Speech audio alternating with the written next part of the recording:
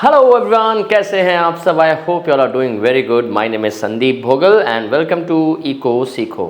देखिए, अगर आपको वीडियोस डिटेल में चाहिए उसके लिए तो मैं यूट्यूब में डाल रहा हूँ, लेकिन अगर आपको शॉर्ट्स चाहिए, इंपॉर्टेंट क्वेश्चन चाहिए, इंपॉर्टेंट कंसेप्ट को एकदम शॉर्ट में समझना है तो मेरे इंस्टाग्राम चैनल इको सीखो को आप फॉलो कर लो। वहाँ पे आपको हर दिन अपडेट्स मिलेंगे। क्या अपडेट करता हूँ मैं? इंपॉर्टेंट क्वेश्चंस डालता हूँ, किसी क्वेश्चन का आंसर कैसे करना है वो बताता हूँ, कोई इंपॉर्टेंट कंसेप्ट को मैं 30 सेकंड या 1 मिनट के अंदर समझाने की कोशिश करता हूँ, तो उससे आपके कंसेप्ट जो है वो रिवाइज होते रहेंगे। चलिए, आज क्या चालू कर रहे हैं हम? आज चालू कर रहे हैं नेशनल इनकम का जो सबसे इंपॉर्टेंट टॉपिक है, जीडीपी, ग्रॉस डोमेस्टिक प्रोडक्ट। ठीक है, जीडीपी चालू कर रहे हैं हम, gross domestic product. Gross domestic product क्या है ये? तो GDP is basically the market value, GDP is the market value of, ये पहला कीवर्ड है इस डेफिनेशन में, market value of final goods and services produced in an economy. ये 3 कीवर्ड है, तो डेफिनेशन आप लिख लो। डेफिनेशन क्या है? It is the market value of final goods and services produced in an economy in the domestic territory of an economy. मतलब अपने country के अंदर, बाउंड्री के अंदर, डोमेस्टिकली जितने भी गुड्स एंड सर्विसेज प्रोड्यूस होते हैं, ठीक है, उसके मार्केट वैल्यू को हम जीडीपी कहते हैं। So market value is the value at which the product is sold in the market. तो बेसिकली इंडिया में जितने भी गुड्स एंड सर्विसेज प्रोड्यूस हुए हैं वो हमारा जीडीपी है। इंडिया में जितने भी गुड्स एंड सर्विसेज प्रोड्यूस हुए हैं वो हमारा जीडीपी है। ठीक है, तो अब हम लोग कैसे कैलकुलेट करते हैं? सपोज करो इंडिया में गुड्स प्रोड्यूस हुए एक्स एंड वाई। इंडिया में 2 गुड्स प्रोड्यूस हुए एक्स एंड वाई। एक्स का मार्केट वैल्यू है 10 और कितने क्वांटिटी प्रोड्यूस हुए? 10। मार्केट वैल्यू मतलब the product, the price at which product is sold in the market, है ना। और y का market value is let's say 20 and quantity produce हुआ 20। So what is the market value of x produce 10 into 10 100। What is the market value of y produce 20 into 20 400। तो हमारे country का GDP कितना हो गया? 500। तो market value of goods produce in a country is 500। हमने ये अज्यूम किया कि हमारे कंट्री में सिर्फ 2 ही गुड प्रोड्यूस होते हैं, X and Y, to make the concept clear. तो सपोज करो ये 2023 का डेटा था, और अगर 2024 में यही डेटा 550 हो जाए तो कितने परसेंट से बढ़ा है? 10% से। So will say that the GDP of the country is growing at the rate of 10%। हम लोग कहते हैं ना जीडीपी इंडिया की 6% है, जीडीपी हमारी 7% है। वो एक्चुअली 7% नहीं है, वो पिछले साल से इस साल 7% से ग्रो की है। तो जो भी डेटा हमारा पिछले साल था वो इस साल 7% से ग्रो किया है। एज ऑफ नाउ, जब मैं अभी वीडियो बना रहा हूँ, हमारी कंट्री की GDP is approximately $4 trillion. 4 trillion मतलब 4 के आगे 12 जीरो लगा लो। मतलब अगर हम डॉलर्स में बात करें, डॉलर 4 ट्रिलियन, 1 2 3 4 5 6 7 8 9 10 11 12 4 ट्रिलियन डॉलर, मतलब 4 ट्रिलियन इंटू 80 82 जो भी अभी डॉलर का रेट है। अब यही डेटा आप अगर चाइना में देखोगे तो ये approximately I think is close to 15-16 trillion dollar, मे भी थोड़ा सा ज़्यादा ही होगा। और यूएस में देखा जाए तो ये करीब 24-25 ट्रिलियन डॉलर के आसपास है। तो हम लोग बहुत पीछे हैं अभी, even though we are catching up, लेकिन अभी टाइम लगेगा। India will soon become a $5 trillion economy, वो एक बहुत बड़ा बेंचमार्क होगा। एनीवे, आपको जीडीपी का मतलब समझ में आ गया होगा। GDP is the market value of goods and services produce in an economy in a particular. एक साल में जितने के भी गुड्स एंड सर्विसेज प्रोड्यूस होते हैं उसके मार्केट वैल्यू को हम जीडीपी कहते हैं। 3 कीवर्ड है, 3 कीवर्ड है। अब देखो, अब मजा आएगा समझने में। पहला, it is the market value. दूसरा, it is calculated on final goods and services. तीसरा, गुड्स प्रोड्यूस। देखिए, पहले तो हम जीडीपी को डेफिनेशन समझ गए, जीडीपी कैसे कैलकुलेट करते हैं समझ गए, है ना। तो अब हम समझेंगे ये 3 कीवर्ड क्यों है। पहला, देखिए, पहला हम इसको समझते हैं, GDP is calculated on final goods and services. और अगर आपको ये पीडीएफ चाहिए जो मैं लिख रहा हूँ उस पर, आप मुझे 9801345670 पे व्हाट्सएप करना, मैं आपको पीडीएफ भेज दूंगा। प्लीज़ कॉल मत करना, मैं क्लास में रहता हूं तो कॉल मिस हो जाते हैं, लेकिन व्हाट्सएप क्या है कि एंड ऑफ द डे मैं देखता हूं तो मैं देखूंगा तो आपको डेफिनेटली भेज दूंगा। ठीक है, तो अब आते हैं ये final goods and services. Why GDP is calculated on final goods and services? कारण क्या है जीडीपी को फाइनल गुड्स एंड सर्विसेज में कैलकुलेट करने का? एक ही कारण है कि देखिए एक कार है, तो there are two types of good, final goods and intermediate goods. देखिए एक car is a final product. Intermediate goods क्या होते हैं? जिसको यूज करके as a raw material use करते हैं और कुछ और प्रोड्यूस करते हैं उससे। Car is a final good, right, है ना? तो जब हम जीडीपी कैलकुलेशन में कितने कार्स प्रोड्यूस हुए हैं उसके वैल्यू को लेंगे तो हम कार की वैल्यू लेंगे। अब car is a final good, car की वैल्यू में इसमें जो टायर यूज हुए हैं या इसमें जो पेंट यूज हुआ है या इसमें जो एल्युमिनियम यूज हुआ है या इसमें जो सीट्स बनी हैं, सबके वैल्यू कार के, सपोज कार की वैल्यू 12 लाख रुपए है तो 12 लाख में tyre, paint, steel, aluminium, glasses, seats, leather, जो भी यूज हुआ सबके वैल्यू इसमें एडेड है। तो जब हम फाइनल गुड के वैल्यू को लेते हैं मतलब जो भी इसमें रॉ मटेरियल यूज हुआ है बनने के लिए वो सबकी वैल्यू फाइनल गुड में एडेड है। मतलब एक फाइनल प्रोडक्ट में रॉ मटेरियल की वैल्यू एडेड है। तो अगर हम फाइनल गुड की वैल्यू कार की अलग से लें, इसमें जो टायर लगा लेट्स से 10,000 का टायर था उसके वैल्यू को अलग से लें, so it will lead to the problem of double counting.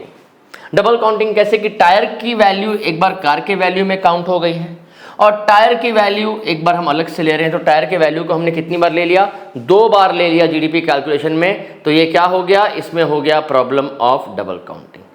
तो I hope I am clear. तो जीडीपी जो है वो हम लोग कैलकुलेट करते हैं फाइनल गुड्स एंड सर्विसेज पे। आई होप आई एम क्लियर। अब आते हैं तो जीडीपी को ऐसे अगर एक शर्ट की भी बात करें तो अगर एक शर्ट आप खरीदते हो और शर्ट का प्राइस लेट्स से 5,000 रुपये है तो शर्ट के 5,000 रुपये में shirt is a final product. Shirt को तो रॉ मटेरियल बना के हम कुछ और नहीं यूज़ करके तो as a raw material shirt को यूज़ करके कुछ और तो नहीं बनाएंगे। कभी ऐसा सुना है कि शर्ट को यूज़ करके साड़ी बनी? ऐसा तो नहीं हो सकता ना। तो एक शर्ट की वैल्यू अगर 5,000 रुपये है तो शर्ट के यूज़ बनाने के लिए जो भी उसमें कपड़ा यूज़ हुआ है, जो भी उसमें बटन यूज़ हुए हैं, जो भी थ्रेड यूज़ हुआ है, जो भी टेलरिंग सर्विसेज यूज़ हुई हैं, सबके वैल्यू एक शर्ट के वैल्यू में एडेड है ना? तो भाई अलग से हम शर्ट की वैल्यू अलग से लेंगे, शर्ट में जो कपड़ा यूज़ हुआ उसकी वैल्यू अलग से लेंगे तो it will lead to the problem of double counting. तो हम सीधा शर्ट की वैल्यू को लेंगे, जो उसमें रॉ मटेरियल यूज़ हुआ उसके वैल्यू को नहीं लेंगे। तो GDP first it is calculated on final goods and services in order to avoid the problem of double counting. ठीक है, just give me a second ना, मैं एसी को स्पीड करके आ रहा हूँ, इट्स वेरी हॉट।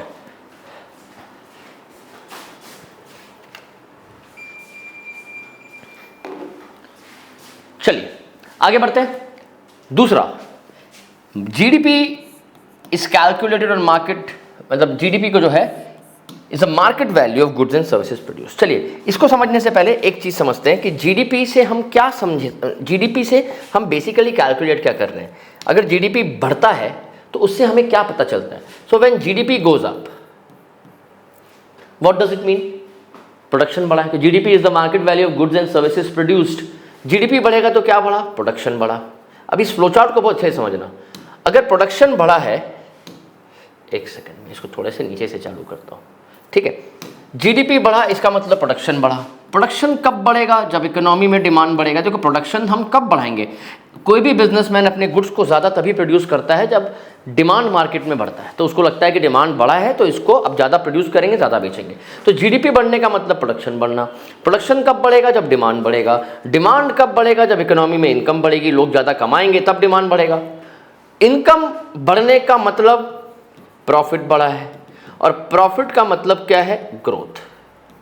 तो बेसिकली हम जीडीपी कैलकुलेट करते हैं, यहाँ पे दो चीज़ को समझो। हम जीडीपी क्यों कैलकुलेट करते हैं? जीडीपी कैलकुलेट करने का इकलौता रीज़न ये है कि जीडीपी से हमें समझ पड़ता है कि इकोनॉमी में ग्रोथ कितनी है। जीडीपी से हमें समझ पड़ता है कि इकोनॉमी में ग्रोथ कितनी है। तो GDP is a direct indicator of growth. देखो जीडीपी से बात चालू हुई, करते करते ग्रोथ पे आ गई। तो जब हम जीडीपी कैलकुलेट करना मतलब ग्रोथ कैलकुलेट करना, मतलब किसी भी कंट्री के ग्रोथ का सबसे मेजर इंडिकेटर उस कंट्री का जीडीपी है।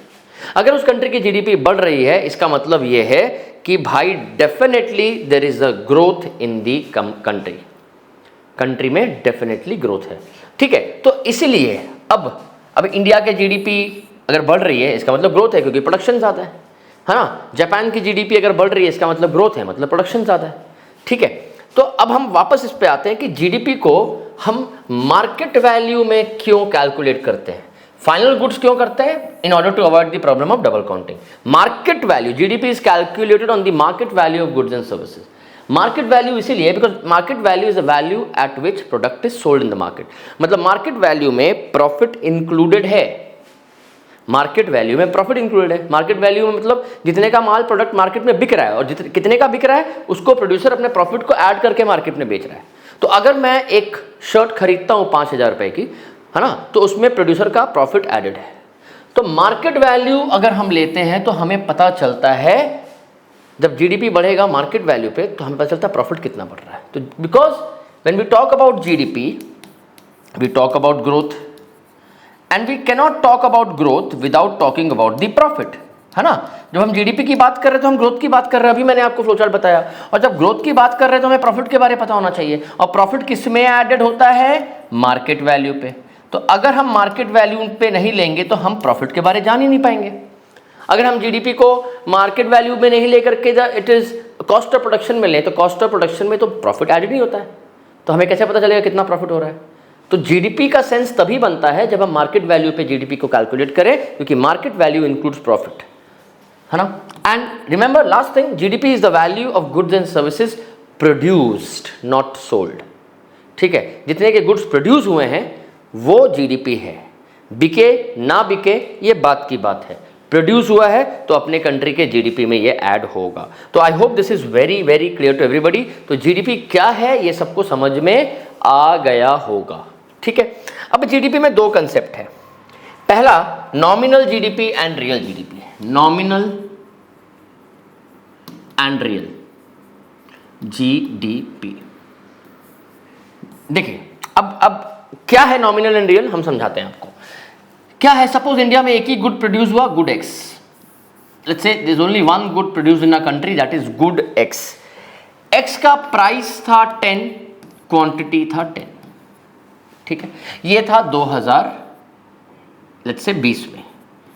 2021 में इसका प्राइस हो गया 12, क्वांटिटी प्रोड्यूस भी 12।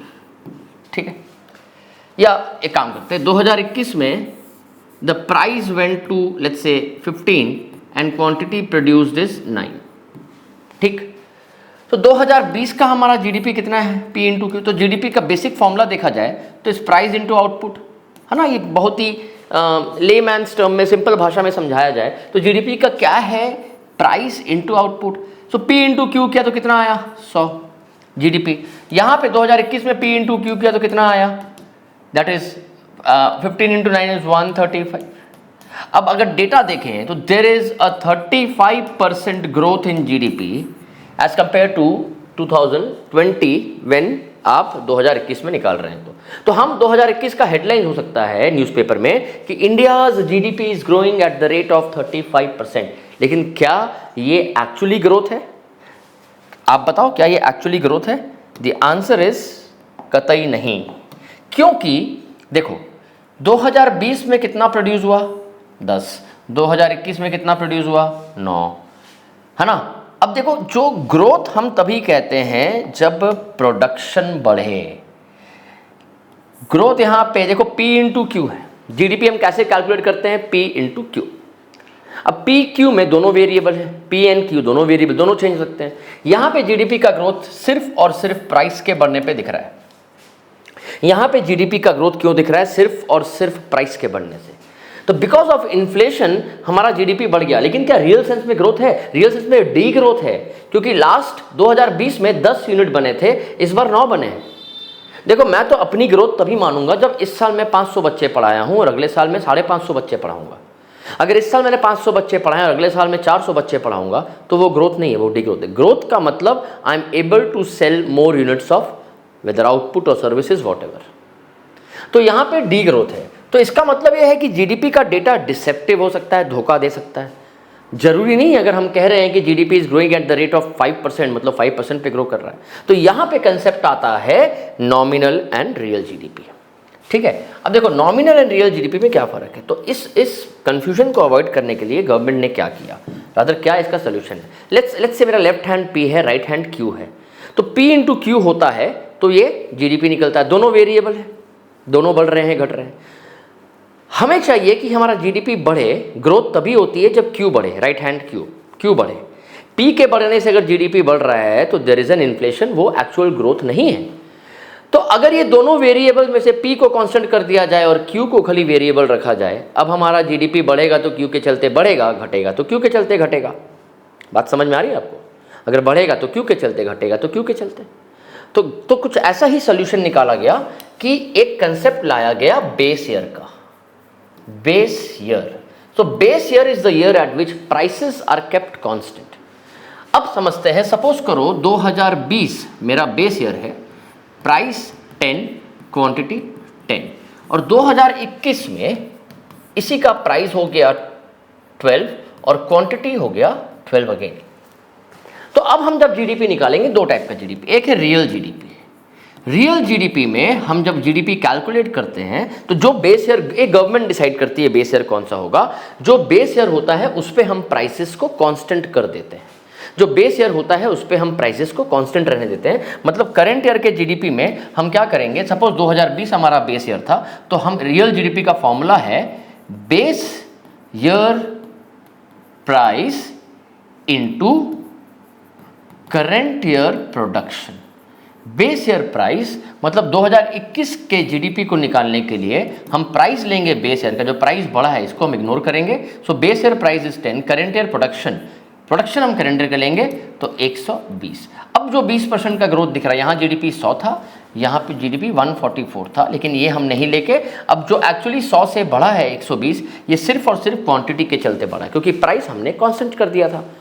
तो जब हम रियल जीडीपी कैलकुलेट करते हैं तो what do we take base year price and current year production, ठीक है। लेकिन अगर हम नॉमिनल जीडीपी, तो दूसरा टर्म क्या है, नॉमिनल जीडीपी, मैं एन लिख रहा हूं, जगह नहीं है। नॉमिनल जीडीपी में हम क्या करते हैं, ये नॉर्मल जैसे हम अभी तक कर रहे थे, current year price into current year production. तो करंट ईयर प्राइस कितना था 2021 में, तो 12 इंटू 12 ये कितना हो जाएगा 144। बात समझ में आई आपको? तो जब हम रियल जीडीपी कैलकुलेट करते हैं वी टेक बेस ईयर का प्राइस, नॉमिनल जीडीपी में वी टेक करंट ईयर का प्राइस। तो what is the difference between nominal and real GDP? Nominal GDP is the GDP at which GDP is calculated at the current year price. So prices are not kept constant in nominal GDP. Real GDP is a GDP at which is calculated by keeping the prices constant at the base year. तो nominal और GDP clear हो गया आपको। अब आप एक चीज़ समझो, nominal GDP और रियल जीडीपी में जो डिफरेंस है वो किसका है? डिफरेंस क्वांटिटी दोनों में सेम है, देख रहे हो, जो 12 है ये करंट ईयर क्वांटिटी दोनों में सेम है, ठीक है। जो फर्क है नॉमिनल और रियल जीडीपी में सिर्फ और सिर्फ प्राइस का है। मतलब अगर नॉमिनल जीडीपी रियल जीडीपी से ज़्यादा है तो वो किसके चलते ज़्यादा है? प्राइस के चलते ज़्यादा है, ठीक है। यहाँ पर भी नॉमिनल जीडीपी कितना है 144, रियल जीडीपी कितना है 120। तो अगर हम कुछ ऐसा करें, इसको हम कहते हैं जीडीपी डिफ्लेटर, जीडीपी डिफ्लेटर। तो अगर हम ये निकाल लें nominal GDP by real GDP into 100, हमारा नॉमिनल जीडीपी कितना है 144, रियल जीडीपी कितना है 120, इनटू 100 करेंगे तो इसका आंसर कितना आएगा 120।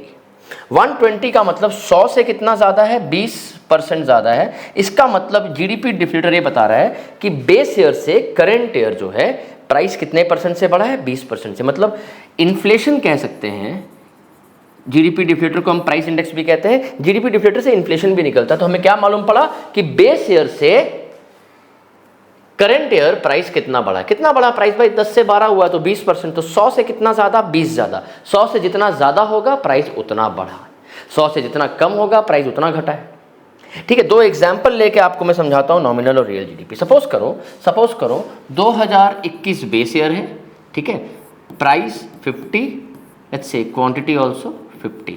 2023 में करना है कैलकुलेट, ठीक है, प्राइस हो गया 55, क्वांटिटी होगी 100, ठीक है। तो हमारा रियल जीडीपी हम कैसे निकालेंगे? Real GDP is equal to 2023 में बेस ईयर प्राइस, तो प्राइस हम बेस ईयर का लेंगे, प्राइस बढ़ा है इसको इग्नोर करेंगे, base year price into current year production कितना है 100, तो ये कितना आ जाएगा 5000, ठीक है। नॉमिनल जीडीपी क्या होगा हमारा? Nominal GDP is equal to current year price 55 into current year production. कितना हो गया? 5500। तो ये हमारा नॉमिनल निकल गया, रियल निकल गया। अब भैया देखो क्या फ़र्क है, क्वांटिटी दोनों केस में सेम है, जो फ़र्क है प्राइस में। मतलब नॉमिनल जीडीपी रियल जीडीपी से ज़्यादा क्यों है? सिर्फ प्राइस के चलते। तो अगर हम जीडीपी डिफ्लेटर निकालेंगे, जीडीपी डिफ्लेटर कैसे निकलेगा? Nominal GDP by real GDP into 100। तो नॉमिनल जीडीपी कितना है? 5500। रियल जीडीपी कितना है? 5000 इंटू 100। तो ये इसका वैल्यू आएगा 110। 110 का मतलब कि नॉमिनल जीडीपी रियल जीडीपी से 10% ज़्यादा है। अब क्यों ज़्यादा है भाई 10%? प्राइस के चलते, मतलब फिर प्राइस बढ़ा है ना। तो जो जीडीपी डिफ्लेटर है वो ये बताता है कि बेस ईयर से करंट ईयर प्राइस कितना बढ़ा या कितना घटा है।